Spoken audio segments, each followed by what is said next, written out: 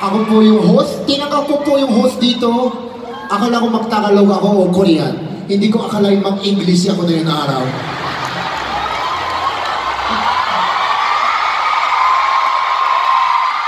Bakit?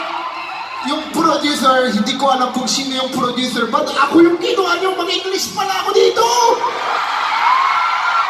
Pero, I will try to best speak in English slowly so you guys can understand. If you guys cannot understand my English, no choice. Please try It's their hard. problem. It's their problem. I'm your host and producer's problem. Yeah. Okay? Kumusta yung outfit mo na yun? Maganda naman siya.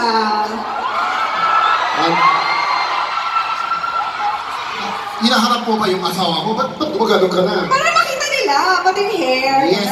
Anong tawag? Hanbo.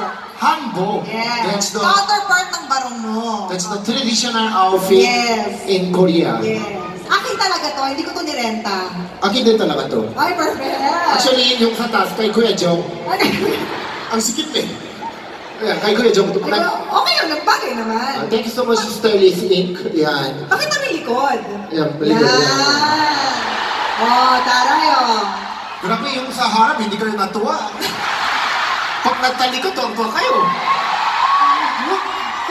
Mas gwapo daw pag talikod. Hindi naman. Meron kasi drawing eh. Kasi may nangyari sa akin dati. Ano nangyari? Naglalakad ako sa MOA. Hindi pa ako artista. Lumapit sa akin, "Hi! What's your number?" Pag harap ko, "Ay, sorry, nothing." Hindi na kinuha yung number mo.